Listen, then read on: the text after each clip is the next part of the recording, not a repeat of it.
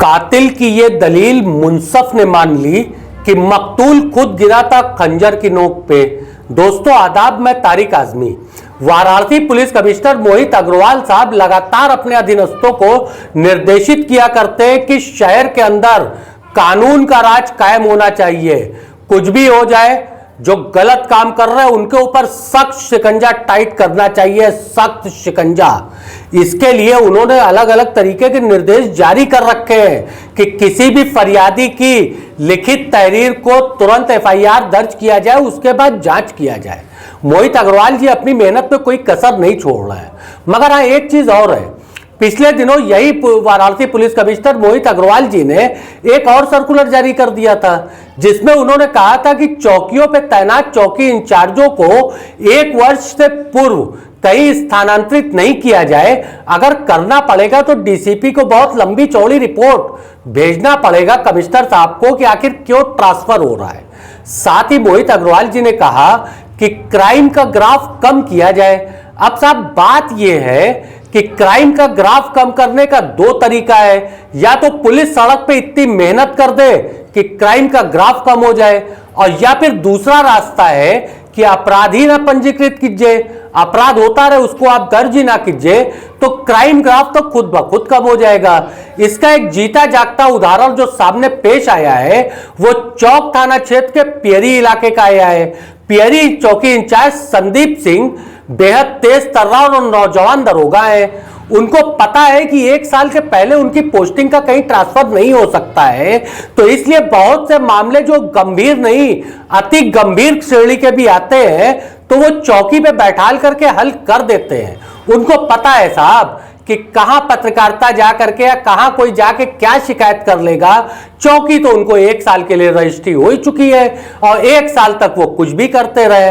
अगर आपको नहीं यकीन है तो हम आपको एक मामला बताते चलते हैं। पुलिस चौकी के चंद कदमों की दूरी पे एक दुकान है। दुकानदार का नाम, जो दुकान किराए पे, दुकानदार का नाम है कामिल खान। नौजवान लड़का है, सीधा साधा लड़का है, कॉस्मेटिक्स आइटम की दुकानें करता है। इसकी दुकान पे अचानक एक व्यक्ति ताला बंद कर देते हैं। अगर कामिल के आरोपों को आधार माना जाए तो उसकी दुकान से 8 लाख रुपए का सामान और 1 लाख रुपया नगद गायब कर दिया जाता है, जो कानूनी किताबों में डकैती की श्रेणी में आता है, और ताला तोड़ करके अंदर से शटर बंद कर दिया जाता है। इसका आरोप लगता है बाहुबली, दबंग, धनबली गुड्डू कोहिनूर पे। मैं आपको बताता चलूं, ये वही गुड्डू कोहिनूर है जिनका मूल पेशा डुप्लीकेट सिगरेट की सप्लाई करना है, और ये डुप्लीकेट सिगरेट के मामले में एक बार जो है बिहार जेल की सैर कर चुके हैं। मगर गुड्डू कोहिनूर की पकड़ थाने चौकी पे धन बल में बड़ी मजबूत है साहब। इस धन बल के बदौलत में इस गंभीर आरोप को किस तरीके से दबाया गया, यह पुलिस कमिश्नर मोहित अग्रवाल जी को जरूर देखना चाहिए। हम सबसे पहले शिकायतकर्ता की वो शिकायत दिखाते हैं कि जिस दिन दुकान पे कब्जा हुआ वो पुलिस चौकी पे किस तरीके की क्या शिकायत कर रहा था। आप गौर से इस शिकायतकर्ता की शिकायत को सुनिए और जानिए कि इसके साथ इसके बताए अनुसार किस प्रकार का अत्याचार हुआ। अपना परिचय बता दीजिए। मेरा नाम कामिल है, कामिल खान। हम रहने वाले नया पानदरीबा सीट 11/43 में हमारा मकान है। क्या हुआ है? हमारे साथ हुआ है कि कल हमने दुकान सुबह खोली थी। हमने दुकान कल खोली थी रात में। ये रात में हमारा सामने नानी का घर है, हमारी नानी का घर है ऊपर सामने। उन्होंने फ़ोन किया कि देखिए आपकी दुकान में कुछ हलचल हो रही है, आके देख लीजिए। हम चाबी लेके आए, अपनी दुकान खोला लेकिन दुकान नहीं खुली। दुकान खोला लेकिन नहीं खुली। अंदर से उसमें लग रहा था कि किसी ने नट बोल्ट या ऐसा कुछ कस दिया, ठीक। और पुलिस वाले को बुलाया, पुलिस वाले आए, देखें। हम उसको देखा कि उन्होंने कहा वीडियो बना लीजिए। अंदर हमने देखा हमारा माल कुछ नहीं था, उसमें 8 से 8.5 लाख रुपए का माल था, 1 लाख रुपया कैश था। किसने ये घटना किया है? ये घटना किया है मकान मालिक ने किया है। उनका नाम गुड्डू कोहिनूर के नाम से फेमस है। जावेद नाम है उनके भाई का, बाबू नाम है, और हमें उनके ऊपर शक है कि उन्होंने किया है। वो पीछे के रास्ते से तोड़ के पूरी दुकान में से माल उन्होंने निकाल लिया। वो मकान मालिक अभी बने नहीं हैं। अभी किसी ने और भी दुकान जितनी है 3-4 दुकान उसमें है, उसका किराया भी वो अभी किसी से लेते नहीं है। अभी वो मकान मालिक बने नहीं है और अंदर से वो ने ना अपना ताला लगा के पूरा माल हमारा दुकान का गायब कर दिया। मैं इनका छोटा भाई हूँ, मेरा नाम भी फरदीन खान है। मैं उस दुकान पे स्वयं कल बैठा था। सुबह मैंने 10 बजे दुकान खोली है, 7:30-8 बजे मैंने बंद किया है और 10:30-11 बजे तक की ये वारदात है। किस चीज़ की दुकान है आपकी? हमारी कॉस्मेटिक का काम है हमारा। जनरल स्टोर की, जैसे तेल, साबुन वगैरह, साबुन, तेल, नेपकिन, बॉल, कल सब की ही चीज़ की डेट में भी दुकान। इसमें माल भी भरा गया था। कल की ही डेट में इसमें माल भी भरा गया था। इस माल के साथ इसकी फ़ोटो भी है। पुलिस वाले अभी गए थे, पूरा रात में 112 पे हमने फ़ोन किया तो वो आए थे, तो उन्होंने दिखाया, कहा कि देख लीजिए। वो खुद थे, उन्होंने पूरा देखा है अपने से। और अभी भी यहाँ से हम आए थे यहाँ पे चौकी पे, तो सर भी हमारे साथ गए थे, उन्होंने भी पूरा का पूरा सब कुछ देखा। तो मुकदमे में प्रशासन क्या कर रही है? उन्होंने कहा है कि कल भर आप रुक जाइए, उसको हम देख लेते हैं, वारदात पे कौन था, क्या था, पूरा कैमरा चेक कर लेते हैं, तब हम उस पर एक्शन ले लें। आपको घबरा दिया है इसके लिए जी एप्लीकेशन वगैरह दिया है? हाँ, एप्लीकेशन कल रात में, कल सुबह भी हमने दे दिया था कि हमारे साथ ऐसा हो सकता है और रात में ये दुर्घटना घट गई। ये एप्लीकेशन हमारा है जो हमने दिया था कल चौक थाने पे रात में जाके। जब हमारे साथ वारदात घटी थी, मैंने तुरंत जाके ये पुलिस को सूचना दी। पहले मैंने 112 नंबर पे कॉल किया, तब वहाँ से फैंटम है, उन्होंने कहा चौक जाइए। चौक पे हमने ये एप्लीकेशन दिया और आज हमें यहाँ पे आना पड़ा। यहाँ पे हमने पूरी बताई है कहानी कि ऐसी चीज़ हमारे साथ हो गई है। और पुलिस वाले ने भी गए थे हमारे साथ, पूरी दुकान पर हमारी देखा, उन्होंने देखा है। मेरे पास वीडियो है दुकान की भी, अंदर की भी, बाहर की भी, सब वीडियो मेरे पास उपलब्ध। ये बताइए कि जिन्होंने ये घटना किया है उनसे आपका कोई विवाद वगैरह? कोई विवाद कोई नहीं, विवाद नहीं, कोई भी हमारा विवाद नहीं, कोई उनका हमारा कोई विवाद नहीं। आखिरी में ये कहना चाहता हूँ कि पुलिस कमिश्नर और जितने भी यहाँ पे पुलिस के जितने लोग भी हैं, हमें इसकी सहायता चाहिए और हमें यहाँ पे सही फैसला सुनाना चाहिए। हमारी दुकान थी, हमारे साथ ये चीज़ हुआ है, हमारा 6 से 7 लाख 8 लाख का माल गायब हुआ है, हमारा पैसा कैश जो रहा वो गायब हुआ है। हमें उसके लिए बहुत ज़्यादा खेद है और हमें पुलिस की सहायता पूरी चाहिए और सही फैसला सुना है पुलिस वाले, निर्णय सही लें। ये शिकायतकर्ता काबिल था, अपने भाइयों के साथ चौकी पे बैठा था, पियरी चौकी के बाहर खड़े होकर के ये उसने बयान दिया। वहां मौजूद कुछ पत्रकार बताते हैं कि कुछ फर्जी टाइप के पत्रकार जो अपना नाम तक नहीं लिख पाते, अंगूठा लगा करके काम चलाते हैं, और एक फर्जी व्यापार मंडल के फर्जी अध्यक्ष इस मामले में लीपापोती करना चालू करते हैं। और साहब, मैंने अपने खबर में, अभी जो 1 घंटे पहले आपने खबर पढ़ी होगी, मैंने अपने खबर में भी ये बात लिखी थी कि मैं एकदम ताज्जुब नहीं करूंगा कि इस मामले में सुलह हो जाए। 48 घंटा गुजरने के बाद चौकी इंचार्ज साहब की कार्रवाई, साहब क्या बताऊं, ऐसी कार्रवाई तो किसी ने देश में नहीं किया होगा। तेज तर्रार कार्रवाई करते हुए नतीजा ये निकला कि इस मामले में सुलह हो जाती है।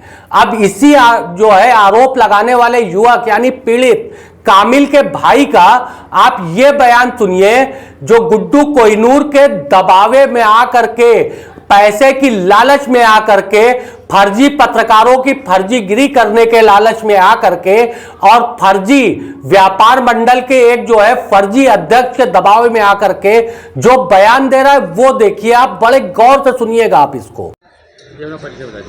हमारा नाम फरदीन खान है, हमारे भाई का बड़े वाले नाम कामिल खान है, जिनके नाम पे ये दुकान है।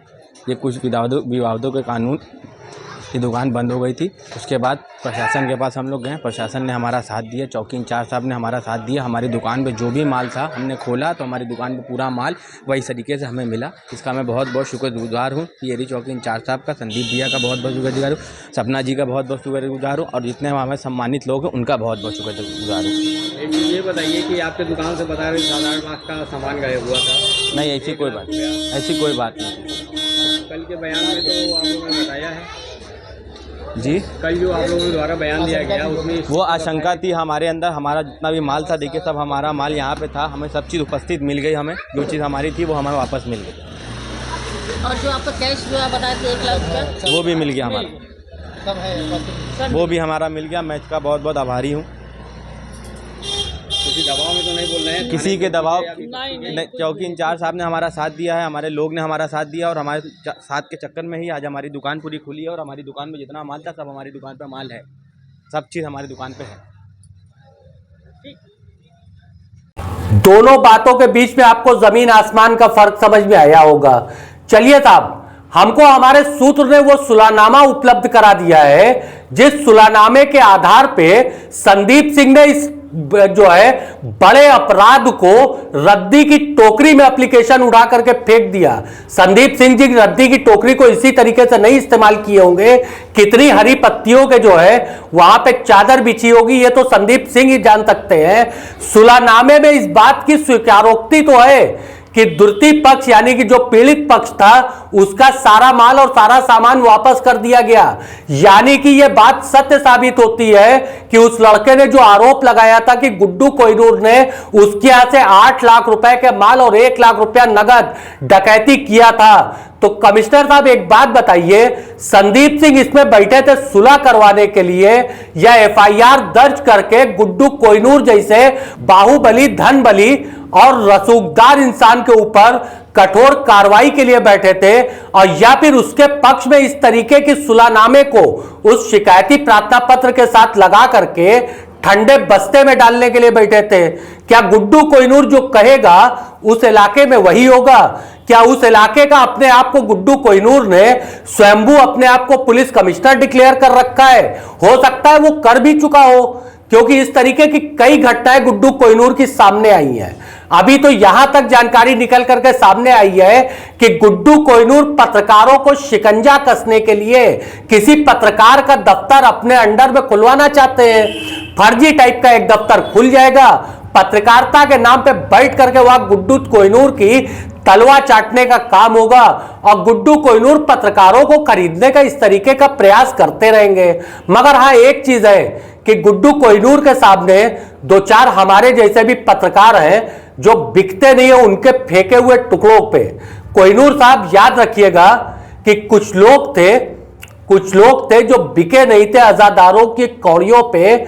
हम ही वो लोग हैं जो टूटे नहीं है लोहे की हथौड़ियों से, और हम ही वो